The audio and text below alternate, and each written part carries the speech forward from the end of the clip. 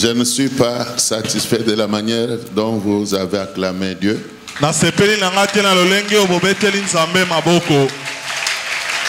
dirait que vous n'avez pas compris que l'Éternel mérite nos acclamations.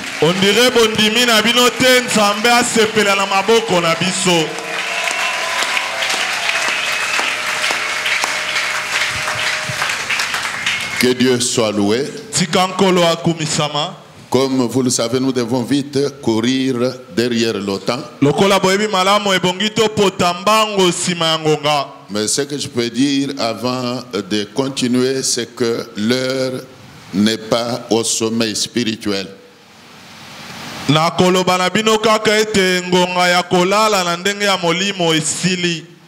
Il n'est pas non plus l'heure de se livrer au sommeil spirituel. Il faut vous réveiller en fin du sommeil. Cherchez à être tout le temps en présence de Dieu. Vous avez déjà choisi d'appartenir au Seigneur. Vous êtes déjà des dieux. Alors il ne faut pas que quelque chose vous sépare de ces dieux-là. Vous devez vous faire cette obligation d'être tout le temps dans la présence de Dieu. Car, je le répète, vous êtes déjà des dieux. Alors je ne sais pas s'il y en a qui sont convaincus qu'ils sont déjà des dieux. Alors je voudrais, avant que je continue, que ceux qui se sentent déjà appartenir au Seigneur disent un bon amen.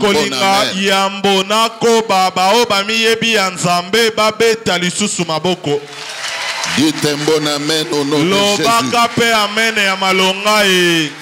Gloire au Seigneur. Alors, on va nous lire la parole de Dieu.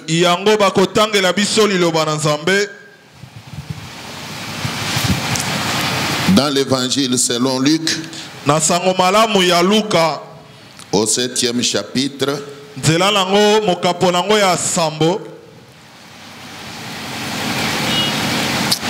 on va nous lire du 11e au 16e verset. Nous lisons au nom de Jésus. Amen. Les jours suivants, Jésus alla dans une ville appelée Naïn. Ses disciples et une grande foule faisaient route avec lui. Lorsqu'il fut près de la porte de la ville, voici on portait à terre un mort,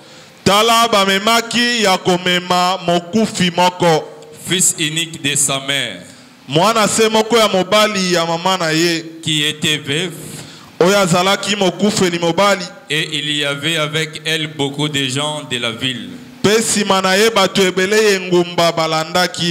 Le Seigneur l'ayant vu, fit émis de compassion pour elle, et lui dit, ne pleure pas. Il s'approcha et toucha le cercueil. Ceux qui le portaient s'arrêtèrent. Il dit, jeune homme, je te le dis, lève-toi. Et le mort s'assit et se mit à parler. Jésus le rendit à sa mère. Tous furent saisis de crainte. Et ils glorifiaient Dieu, disant, un grand prophète apparut parmi nous, et Dieu a visité son peuple.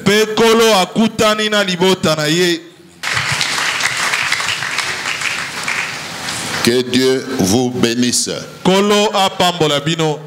Je répète encore, que l'Éternel vous bénisse. Alors, j'ai besoin de votre attention. Je souhaiterais que vous me suiviez avec attention maintenant. Comme vous venez de l'entendre, on vient là d'évoquer un cas de résurrection. Alors nous venons de clôturer 3 jours de prière. Tout le monde sait que le chiffre 3 est un chiffre de résurrection. Seulement puisqu'après 3 jours, Jésus avait passé dans le tombeau, il avait ressuscité. Alors depuis tout ce temps-là, depuis cela, dans le monde chrétien, alors nous avons toujours réalisé que le chiffre 3 est un chiffre de résurrection. Alors comme nous aussi nous avons fait 3 jours de jeûne et prière, je crois moi qu'il faut qu'il y ait une résurrection dans nos vies. Ce qui était mort dans ta vie doit ressusciter. C'est la foi que moi j'ai. Alors si cette foi que j'ai rencontre aussi une foi chez toi, un miracle va s'opérer. Je répète que le Dieu que nous prions, il est un Dieu qui s'est ramené à la vie les morts. Comme il avait ressuscité Lazare, moi je crois qu'il peut ressusciter tout ce qui est mort dans ta vie. Je ne sais pas si toi aussi tu as la même foi. Est-ce qu'il y a des gens qui croient que ce qui est mort dans leur vie peut ressusciter? Il y a des gens qui croient que ce qui ne marche pas dans leur vie peut commencer à marcher. Alors si ceux qui croient en ce que je dis sont là, ils diront encore 3 fois Amen. Alors ici nous venons d'évoquer un cas. Il s'agit d'un foyer où il y avait un homme et une femme. Dans ce foyer là, la Bible dit qu'il n'était béni qu'avec un seul enfant. Il n'avait fait qu'un seul enfant. Même de nos jours, il y a des foyers où il n'y a qu'un seul enfant. Comme aussi il y a des foyers où il n'y a que 2 ou 3 enfants. Il y a même des foyers où il n'y a pas même un seul enfant. Mais du moins dans ces foyers, la Bible nous révèle qu'il y avait un enfant.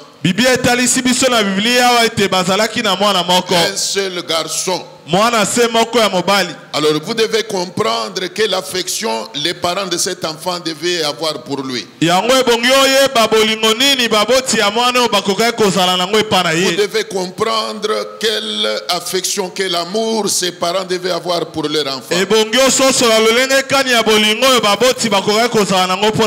Alors je suppose que il pouvait avoir l'assurance ou l'espoir même de faire encore un autre enfant.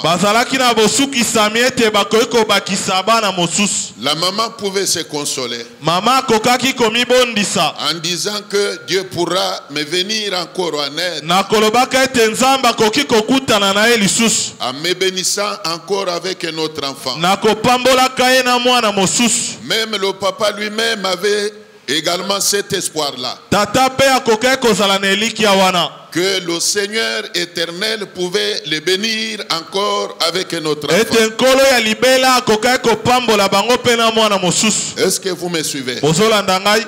Est-ce que vous me suivez? Bozolanda ngai penza? Est-ce que vous me suivez? Bato bazolanda bazali awa. Écoutez bien aimé. Yoka molingami. Alors qu'ils s'attendaient à faire encore un autre enfant, Zoka tango bazozela baba kisa mwana mosusu. la mort est venue frapper à leur porte. Liweye kobeta na ekuke na bango. Le papa des foyers va finir par mourir. Tata nano abandi kokufa.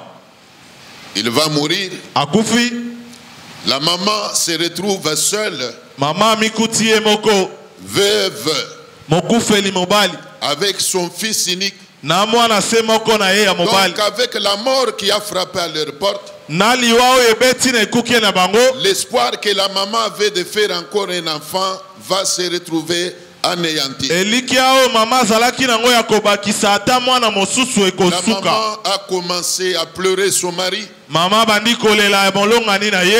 Et comme il en est de coutume, Lokola ezalaka momeseno. il avait amèrement pleuré. Alelaki penza na bololo na Et motema. pendant qu'elle pleurait, Tango ya azolela. je suppose qu'elle regrettait même Na banzi ete abandai komitungisa. l'homme avec qui elle devait faire un autre enfant, Mobali oyo wapi ebongaki abakisa na ye bana. qui finit par la quitter, Asuki kotika ye. qui finit par mourir. Asuki na kokufa. Quelle désolation pour cette maman. Mawa nini pona mama oyo. Quelle tristesse pour son cœur. Pasi nini pona motema na ye. Quelle blessure dans son cœur. Pota nini na motema na ye. La maman était déçue. Mama asuki.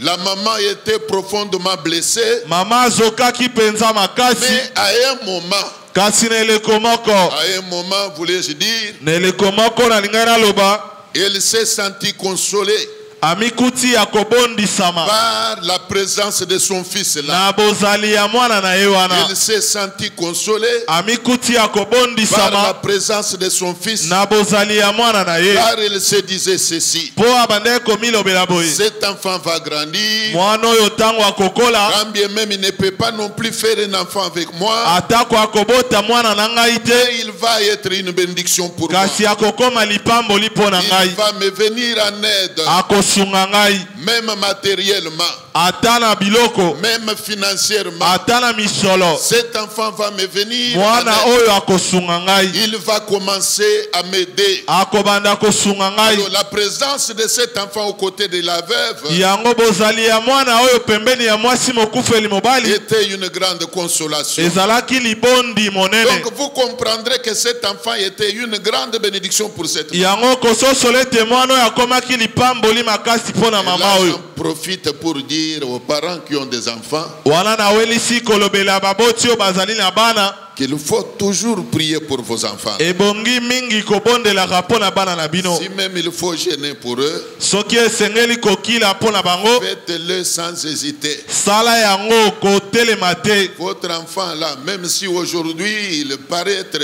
inutile, Mwana oyo ya yo wana ata lelo ozomona azangi ntina. moi je te dis que demain il sera utile à toi. Nga nazoyebisa yo lobi akokoma na ntina mpo na Il yo. sera utile à toi. Akokomela yo na ntina Car makasi. ce qu'il est aujourd'hui Mpo oyo ye azali lelo. n'est pas nécessairement ce qu'il pourra être demain. Eza nango oyo ye akozala lobi Il y a te. de l'avenir pour ton enfant là. Lobi ya malamu ezali mpo na mwana na Il y a yo. de l'avenir pour ta fille là. Lobi ya malamu ezali mpo na mwana Il y no a ya de mwasi wana. l'avenir pour ton fils là. Lobi ya malamu ezali mpo na mwana no ya Il faut mobali toujours wana. prier pour lui. Ebongi mingi kobondela mpo na Il ye. faut toujours les recommander entre les mains de Dieu. Ebongi ntango nyonso kozongisela maboko na Il faut Nzambe. savoir toujours que quoi qu'il y ait des combats, Ebongi oyeba ete atako bitumba ekozala. ce combat là ne peut pas non plus empêcher à l'enfant de vivre le plan de Dieu. Bitumba yango nde kopekisa mwana amona manaka na Nzambe te. Malgré les combats, Ata bitumba. il y a de l'avenir pour ton enfant. Lobi malamu ezali mpo na mwana na Il faut yo. toujours le soutenir dans la prière. Ebongi osimbaka ye mingi na losambo. Je ferme cette parenthèse là. Nakangi na nga liboke wana. Alors vous comprendrez que cet enfant unique Yango kososola ete mwana se moko bazolobela awa. constituait l'espoir pour sa maman. Surtout qu'il était le seul fils unique de sa mère. Donc l'espoir de la maman s'est fondé sur cet enfant. Mais fort malheureusement,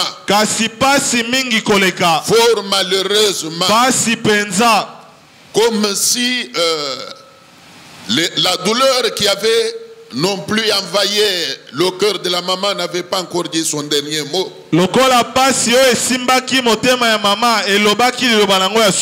L'enfant va tomber malade. Fils unique de sa maman veuve. L'enfant va tomber malade. Et comme tout le monde, la maman priait pour l'enfant. La maman se disait que l'enfant va guérir. La maman espérait que l'enfant va subsister. Là encore, quelle déception pour elle. Malgré ses bonnes intentions, malgré les projets qu'elle avait pour l'enfant, l'amour va encore finir par emporter la vie de l'enfant. L'enfant va mourir encore. Pour une deuxième fois, cette maman était frappée par la mort. Quelle blessure devait-elle avoir? Quelle douleur devait-elle avoir? Elle qui avait déjà perdu le mari, elle qui était restée veuve, avec un fils unique. Quand maintenant la mort va lui ravir encore son fils unique. J'aime bien que vous vous mettiez un peu à sa place. Est-ce que vous me suivez? Essayez un peu de vous mettre à sa place. Essayez un peu de vous mettre à la place de cette veuve-là. Qu'elle avait déjà perdu son mari. Vous venez d'entendre qu'elle n'était restée qu'avec un fils unique. Lequel fils constituait son espoir. Quand la mort vient encore pour une fois, le fils unique là qui était resté avec elle. Quelle douleur devait-elle avoir? Quelle déception devait-elle avoir? Quelle blessure devait-elle avoir? Bien-aimé dans le Seigneur, souvent quand nous sommes éprouvés, non, éprouver, ce n'est pas seulement Kokofel. Voilà. Quand nous sommes éprouvés, quand nous avons des difficultés, quand le malheur nous arrive, le plus souvent, nous devenons affaiblis. Il y en a même qui abandonnent la foi. Il y en a même qui finissent par dire que Dieu les a abandonnés. Vous les entendez même dire que Seigneur, pourquoi m'as-tu abandonné? Il y en a qui perdent l'espoir. Chaque fois que le malheur leur arrive, chaque fois que le malheur leur arrive, il y en a qui se découragent. Bien-aimé dans le Seigneur, j'aime bien mon ami Job. J'aime bien Job, qui à son temps était aussi éprouvé. Il était éprouvé, mais il avait gardé la foi. Il avait gardé la foi. Quand son entourage était étonné, quand son entourage était découragé, même sa propre femme était découragée, mais Job gardait la foi. Il demeurait serein. Alors c'est ainsi qu'il disait à tous ceux qui venaient lui rendre visite, malgré tout ce qui m'est arrivé là, malgré tout ce qui m'est arrivé là, malgré c'est le malheur qui a frappé à ma porte, je demeure serein. Je connais une chose. Mon Rédempteur est vivant. Mon Rédempteur est vivant. Je crois qu'il va finir par s'élever. Je crois qu'il va s'élever. Et quand il se sera levé, il va me venir en aide. Il va me restaurer. Je peux rester serein dans le Seigneur. Je reconnais que l'épreuve affaiblit. L'épreuve affaiblit. Quand le malheur arrive, oui, ça dérange même la foi. Ça dérange la foi. Par moments, ça décourage. Quand les difficultés envahissent l'enfant d'un enfant de Dieu, souvent ça mène à beaucoup de réflexions. Et moi je vous dis que ce n'est pas pour autant que vous devez abandonner la foi. Ce n'est pas pour autant que vous devez tourner le dos à votre Dieu. Est-ce que quelqu'un est en train de m'entendre? Le malheur peut toujours frapper un enfant de Dieu. C'est pour cela qu'il est dit dans la Bible que le malheur atteint souvent qui? Le malheur atteint souvent qui? Quand le juste est atteint par un malheur, son Dieu croise les bras. Il est écrit que son Dieu croise les bras. Non, la Bible dit que le malheur atteint souvent les justes. Mais il faut savoir que comme le malheur arrive, c'est comme aussi la consolation viendra. Derrière un malheur, il y a toujours une consolation. Derrière un malheur, il y a toujours une consolation. Derrière une humiliation, il y a toujours une élévation. Derrière une souffrance, il y a toujours une bénédiction. Qui a dit Amen? Qui a dit Amen? Acclamez le Seigneur.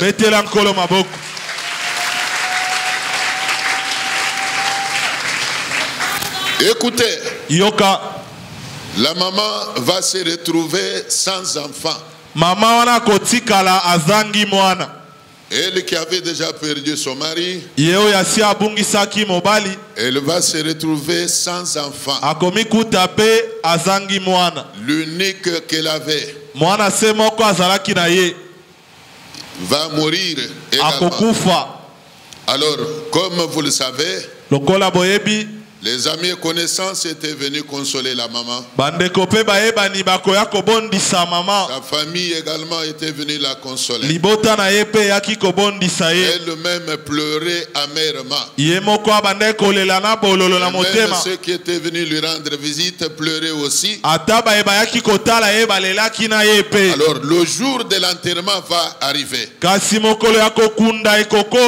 Le jour de l'enterrement va arriver. La Bible ne nous révèle pas combien de temps était passé entre le jour du décès et le jour de l'enterrement. Mais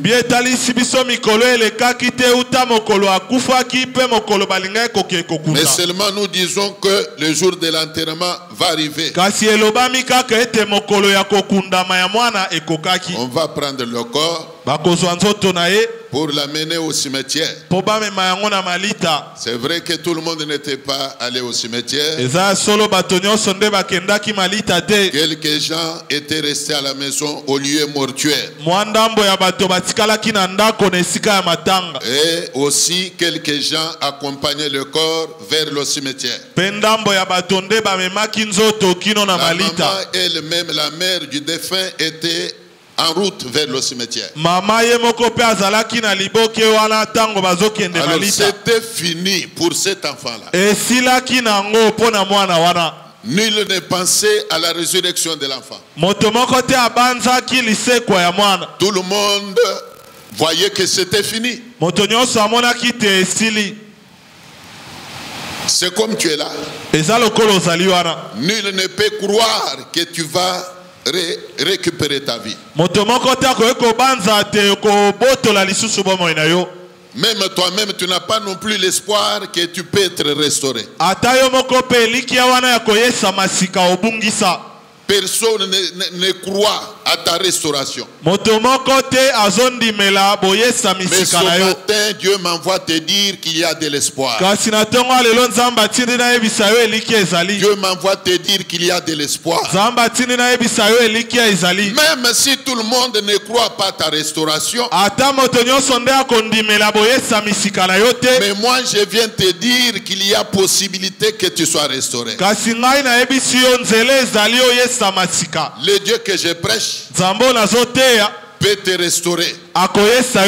Il peut te restaurer. Et si tu crois, il va te restaurer. Si tu crois, il va te restaurer. Ce qui ne marche pas va finir par marcher. Ce que tu as perdu va être restitué.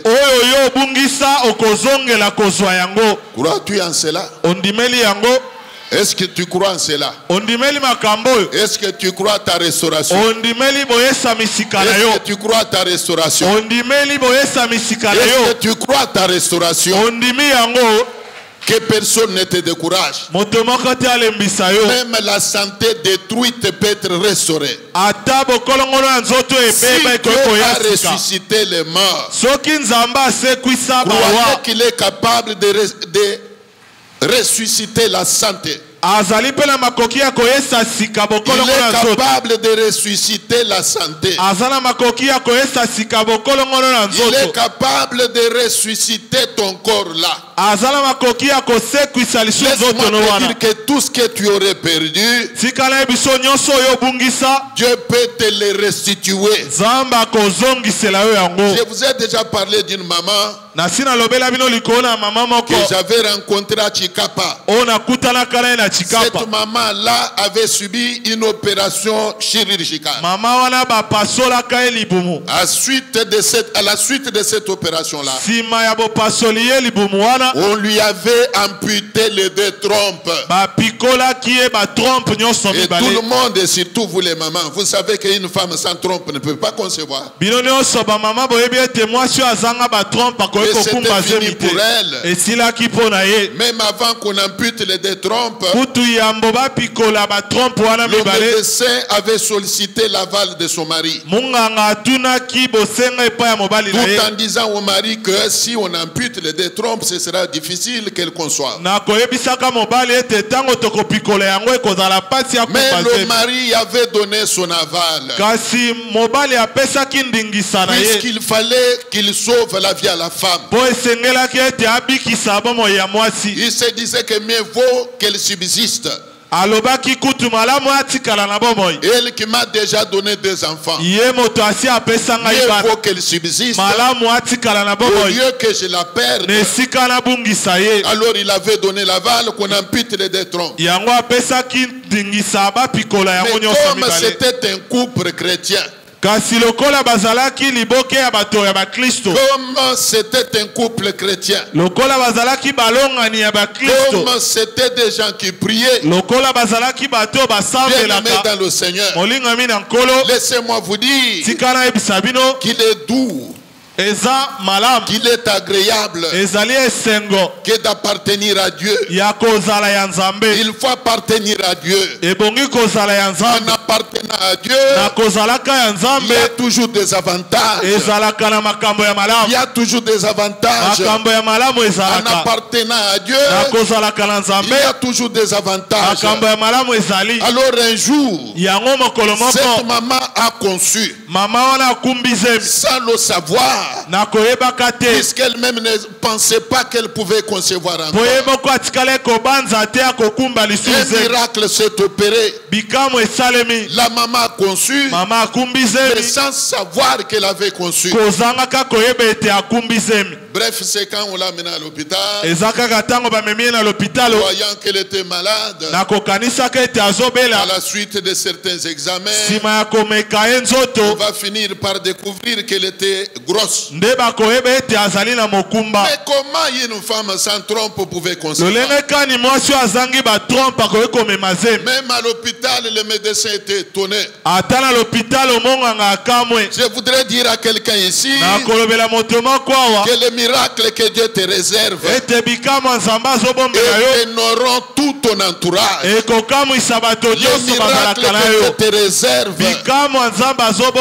étonner tout ton entourage. Le miracle que Dieu te réserve étonner même cette église. Il y a de grands merveilles que Dieu te réserve. Il y a de grands prodiges que Dieu te réserve. Laisse-moi te confirmer ce matin que tu resteras attaché à Dieu. Tant que tu resteras attaché à Dieu, tout ce que Dieu a projeté pour toi va finir par t'arriver. C'est là malgré les combats auxquels tu es soumis. Malgré les combats auxquels tu es soumis, le plan de Dieu va s'accomplir dans ta vie. Tu vivras le miracle de Dieu. Alors la maman là va se retrouver enceinte. Au grand étonnement de tout le monde. Au grand étonnement même de son médecin traitant. Tu es capable de faire des choses qui étonnent le monde. Il est capable de faire des choses qui dépassent même l'entendement humain. Fais-le confiance. Il te surprendra. Il va te surprendre un jour. Fais confiance à mon Dieu. Fais confiance à mon Dieu. Il va te surprendre. D'ailleurs, si tu ne fais pas attention, d'ici même le mois prochain, tu seras surpris. Acclamez le Seigneur.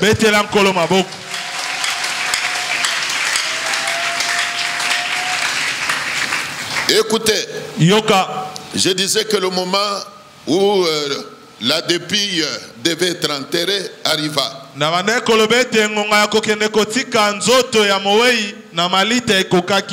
On va prendre le cadavre pour l'amener au cimetière. Alors pour tout le monde, c'était fini pour cet enfant-là. Même à mi-chemin, sa maman ne faisait que pleurer. Alors la Bible dit que juste quand ils sont arrivés au bord, à la limite du village, quand ils voulaient emprunter maintenant la voie de la brousse, pour se diriger vers le cimetière, c'est alors que Jésus va apparaître. C'est alors que Jésus va les rencontrer. Alors je voudrais que le Seigneur fasse grâce, qu'il survienne dans ta vie, même ce soir. Qu'il survienne dans ta vie.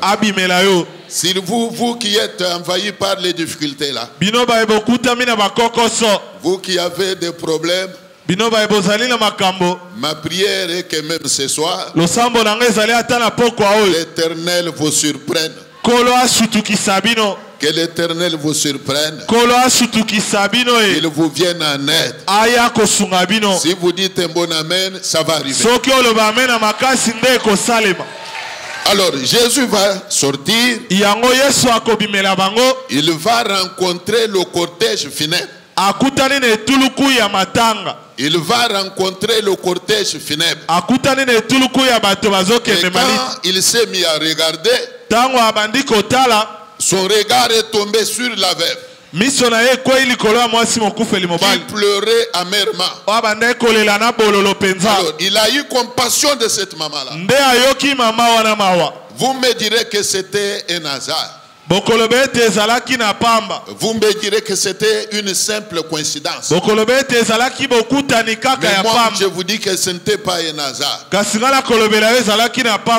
Jésus était venu à la rencontre de cette maman-là pour la consoler. On ne t'enterrera pas. Ceux qui veulent ta mort ne t'enterreront pas. Si tu dis amen, tu ne seras pas enterré avant le jour. Jésus va s'intercaler. Tu ne seras pas non plus enterré avant le jour. Si tu crois à cette vérité, tu dis amen. Jésus est venu pour empêcher que l'enfant ne soit enterré. Alors qu'il était déjà dans le cercueil. Alors que le cercueil lui-même était en train d'être amené au cimetière. Jésus choisit de venir à ce moment-là. Tout le monde pouvait dire que c'est trop tard. Quand tout le monde pouvait dire que c'est trop tard. Alors je voudrais dire à quelqu'un ici que ce n'est pas encore tard pour toi. Ce n'est pas encore tard pour toi. Ce n'est pas encore tard pour toi. L'Éternel peut faire quelque chose pour toi. Continue à lui faire confiance. Il peut faire quelque chose pour toi. Il peut faire quelque chose pour toi. Laisse-moi te dire que ce n'est pas encore tard. Je suis en train de prêcher un Dieu qui fait chaque chose à son temps. Il fait chaque chose à son temps. Et ton temps arrivera. Ton temps arrivera. Ton temps arrivera. Ton temps arrivera. Ton temps arrivera. Ton temps est même prêt d'arriver. Et quand ton heure va sonner, malgré les combats auxquels tu es soumis, tu vas être consolé. Tu vas être consolé. Laisse-moi te dire même que tu as une étoile. Tu as une étoile. Même s'il arrive que ton étoile arrête de briller, ce n'est pas non plus un problème. Mais le Dieu que je prêche est capable de réallumer ton étoile. Et ton étoile va être rallumée. Et ton étoile se mettra encore à briller de la manière dont elle n'a pas encore brillé. Elle va briller plus qu'elle brillait. L'étoile va briller plus qu'elle brillait avant. On dirait qu'il y a des gens qui ne comprennent rien. Bien-aimé dans le Seigneur, même si tu ne crois pas, moi je crois que le Dieu de la Sekamongafula va faire quelque chose. Il va faire des grandes choses. Il va faire des grandes choses. Il le fera non seulement pour moi, mais il le fera bien plus pour toi.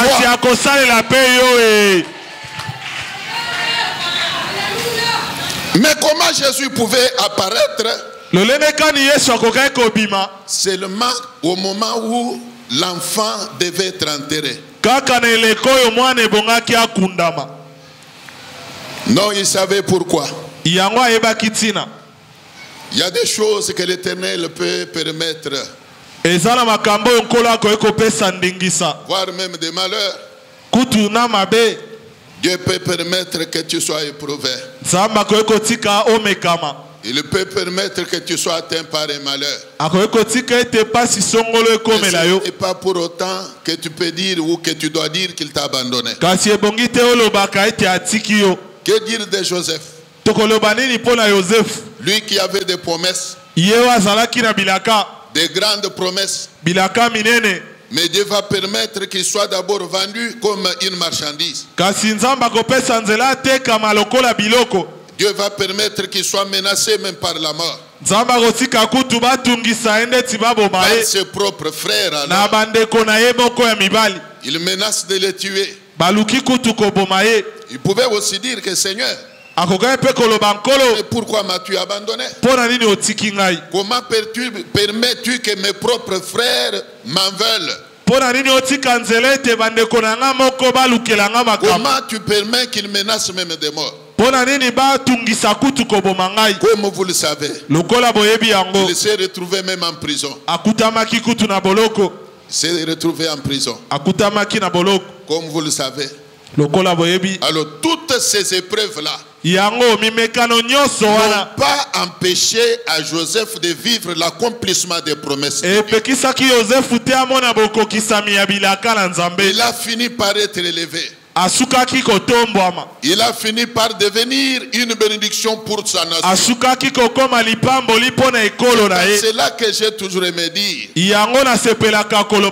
Tu as un enfant au caractère compliqué.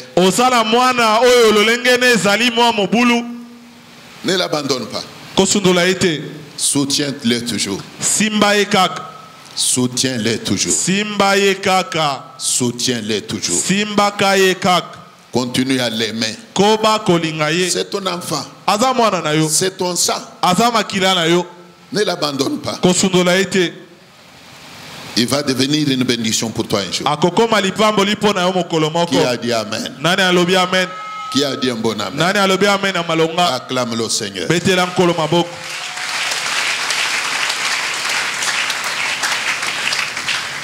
Alors quand Jésus a vu le cortège funèbre,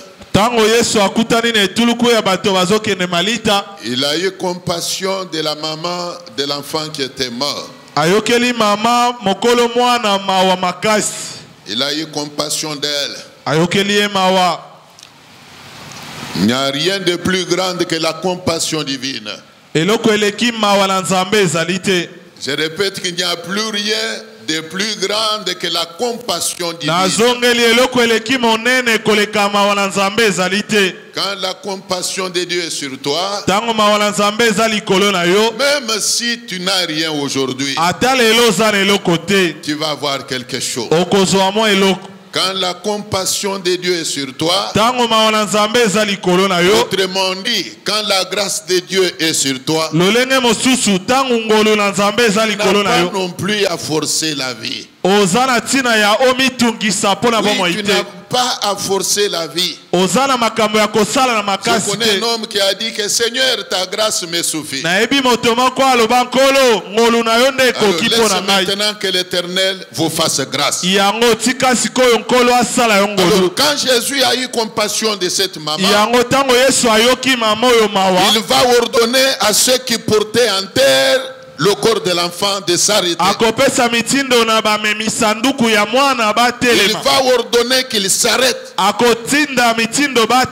J'ai dit à quelqu'un ici que même si spirituellement tu es déjà tué, même si tu es déjà tué, mais avant qu'on t'enterre, l'Éternel va intervenir. L'Éternel va intervenir.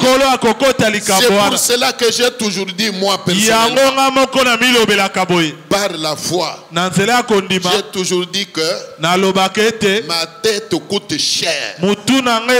Ah oui, elle coûte très cher. Et je dis aussi que la tête de tout enfant de Dieu coûte cher. Il ne peut t'éteindre facilement comme ça. Il ne peut t'éteindre facilement comme ça. Bien-aimé dans le Seigneur, c'est aussi en cela que j'ai toujours aimé dire qu'un enfant de Dieu ne peut pas mourir d'une mort décidée par un homme. Ah oui, il ne peut pas non plus mourir d'une mort planifiée par les hommes. Même à la dernière minute, avant qu'on t'enterre, avant qu'on t'achève, le ciel va s'ouvrir. Dieu va intervenir pour empêcher que tu ne sois enterré, pour empêcher que tu ne sois tué. Qui croit en cette vérité? Alors Jésus va ordonner à ceux qui transportaient le corps de s'arrêter.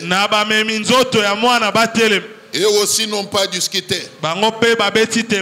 Ils n'ont pas non plus contesté. Je voudrais dire ici que même si ta vie est déjà entre les mains des sorciers, j'ordonne à ceux qui avaient mis la main sur toi de te libérer. Qu'ils te libèrent. Qu'ils libèrent ta santé. Qu'ils libèrent ton mariage. Qu'ils libèrent tes entreprises. J'ordonne à tous ceux qui avaient mis la main sur tes affaires de te libérer. Qu'il te libère. Qu'il libère ton esprit. Qu'il libère ta santé. Qu'il libère toute ta vie. Et qu'il te laisse prospérer. C'est là au nom de Jésus-Christ. Ils n'ont pas contesté. Ils se sont arrêtés. Et Jésus s'est approché. Et quand il s'est approché, il a ordonné maintenant à l'enfant qui était dans le cercueil. Pour lui, ce n'était pas un corps sans vie, mais c'était plutôt un enfant. L'enfant était là. Il va ordonner à l'enfant de s'élever. L'enfant s'est réveillé.